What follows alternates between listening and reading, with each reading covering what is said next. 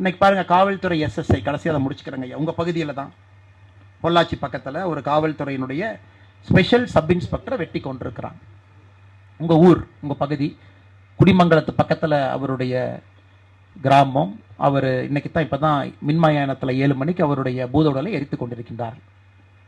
அதை யோசிச்சு பாருங்க ஐயா. இன்னைக்கு ஒரே நிமிஷம் நம்ம யோசிச்சு பார்ப்போம். காவல்துறையை திட்டுறது நமக்கு ஒரு நிமிஷம் தான். காவல்துறைன்னா அப்படித்தாங்க, எல்லாரும் லஞ்சம் வாங்குவானுங்க, சிம்பிளா நம்ம சொல்லிட்டு போயிடும் டீ கடையில்.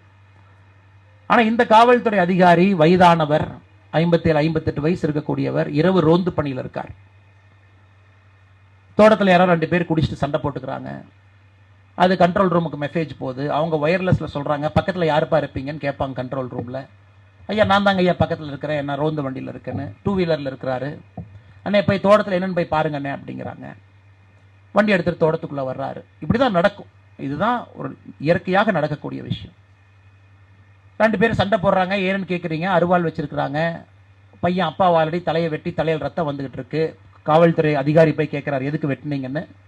நேராக அந்த அருவாளை எடுத்து காவல்துறை, அந்த நீங்க போட்டோவை பார்க்கணும், எவ்வளவு கொடூரமாக அவரை வெட்டி சாய்த்திருக்கின்றார்கள், எவ்வளவு கொடூரமாக.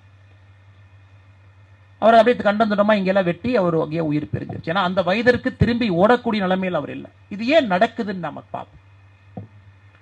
இது காவல்துறை அதிகாரி இறந்துட்டாங்க. நம்முடைய மாண்புமிகு முதலமைச்சர் ஐயா 30 லட்சம் ரூபாய் நிவாரணம் கொடுத்துட்டாங்க. உடலை எரித்தாச்சு. நம்மளாம் வீட்டுக்கு போய் ஆறுதல் சொல்லியாச்சு, எல்லாம் பேசியாச்சு, கிளம்பியாச்சு. பட் அந்த வீட்டில் மனைவி இருப்பாங்க, அவங்களுடைய குழந்தைகள் இருப்பாங்க, அவங்க அப்படியே தாங்க இருப்பாங்க.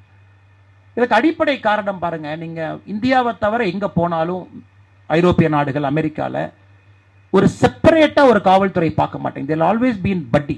ஒருத்தர் கூட இன்னொருத்தர் இருப்பார். ஒருத்தர் தனியா எங்கேயுமே வரமாட்டாங்க. 2 பேர் தான் வருவாங்க. பார்க்ல 2 பேர், ரோந்தல் 2 பேர், நைட் பீட் 2 பேர், மினிமம் 2. கார் ஓட்டுறாங்க 2 பேர். நீங்க மூவிஸ் எல்லாம் பார்ப்பீங்க. அப்ப ஒருத்தர் நம்மகிட்ட பேசும்போது இன்னொரு காவல்துறை அதிகாரியினுடைய கை பார்த்தீங்கன்னா பிஸ்டல் மேல இருக்கும்.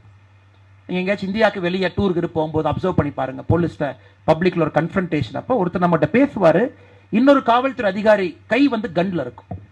ஏன்னா அவர்கிட்ட நீங்க மிஸ்பிஹேவ் பண்ணீங்கன்னா அவங்க கன் எடுப்பாங்க, டேசர் வச்சிருப்பாங்க. சப்போஸ் உங்க கையில வெப்பன் இல்லை அப்படின்னா அந்த டேசர் வச்சு அடிப்பாங்க. எல்லாமே இருக்கும், பாடி கேமரா இருக்கும். இன்னைக்கு நம்முடைய காவல்துறையில 100 பேர் இருக்க வேண்டிய இடத்துல 60 பேர் வேலை பார்க்கறாங்க. 40% பற்றாக்குறை.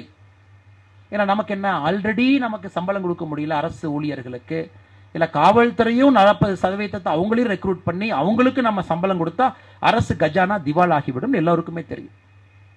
அப்ப இந்த அதிகாரி தனியா போறார். ஒரு 84 85 பேர் இருக்க வேண்டிய ஸ்டேஷன்ல 50 பேர் இருப்பாங்க. 4 எஸ்எஸ்ஐ இருக்க வேண்டிய இடத்துல 2 பேர் இருப்பாங்க.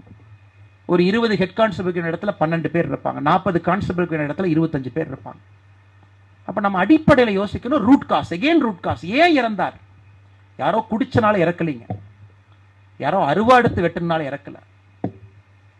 ஏன் இறந்தார்? இதுக்கு ரூட் காஸ் நீங்க போட்டீங்கன்னா, காவல்துறை சிப்பந்திகளுக்கு, அதிகாரிகளுக்கு வசதி வாய்ப்புகள் நாம் ஏற்படுத்தி கொடுக்காதனால அவர் இறந்தார். சிம்பிள்.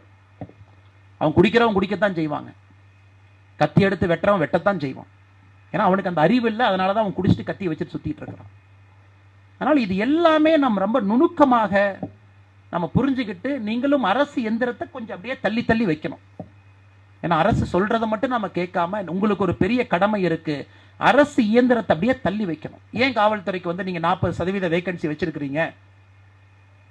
ஜெர்மனியில நான் அதுக்கு முன்னாடி ட்ரைனிங் போகும்போது பார்த்துருக்காங்க, 8 மணி நேரம் ஷிஃப்ட் முடிஞ்சா 8 மணி நேரம் அப்படியே வண்டி எடுத்துட்டு கிளம்பிடுவார். 8 மணி நேரத்துக்கு மேல ஒரு நிமிஷம் வேலை பார்க்க மாட்டாங்க. ஆனா இங்கே நம்முடைய காவல்துறை அதிகாரிகள் சிப்பந்திகள் எவ்வளவு நேரங்க? 15 மணி நேரம், 16 மணி நேரம், 17 மணி நேரம், 18 மணி நேரம். அதனால் எல்லா விஷயத்தையும் கூட அடிப்படை என்ன அப்படிங்கிறத நம்ம புரிஞ்சுக்கிட்டு, அந்த அரசியலை நோக்கி நீங்க எல்லா அரசியல் கட்சிகளையும் நகர்த்தி, அந்த அரசியலை நோக்கி எல்லா அரசியல் தலைவர்கள், உங்க எம்பி, எம்எல்ஏ, கவுன்சிலர், பஞ்சாயத்து தலைவர், அதை நோக்கி நீங்க நகர்த்த ஆரம்பிச்சீங்கன்னா ஒரு ஆரோக்கியமான சமுதாயம் நம்ம கட்டாயமாக பிறக்கும். நம்முடைய காலகட்டத்தில் நம் கண் முன்னாடி நாம் அதை பார்ப்போம். அதனால் அந்த உயிர் பிரிந்த, நம்மை விட்டு பிரிந்திருக்கக்கூடிய அந்த ஸ்பெஷல் சப் இன்ஸ்பெக்டர் அவர்களுக்கும் என்னுடைய நெஞ்சார்ந்த அஞ்சலி இந்த நேரத்தில் நான் உங்கள் ஊருக்கு, உங்கள் மண்ணுக்கு வந்திருக்கின்ற காரணத்தினால அவருக்கும் இந்த நேரத்தில் செலுத்தி, காரணம் நமக்காக பாடுபட்டவர். அவர் வேலையே நம்மை பாதுகாத்துக் கொள்வது மட்டும்தான், நம்ம குழந்தைகளை பாதுகாத்துக்கிறது. ரோட்டில் நம்ம போகும்போது அவருக்கு தூக்கம் இருக்கா, அவருக்கு தீபாவளி இருக்கா, அவருக்கு பொங்கல் இருக்கான்னு. அதனால் என்னுடைய அன்பான வேண்டுகோள், எங்க நாம செய்யறாங்களோ இல்லையோ பொள்ளாச்சியை நீங்க அதை ஆரம்பிங்க. ரோட்டரி லைன் சேர்ந்து ஒரு மணியை கலெக்ட் பண்ணி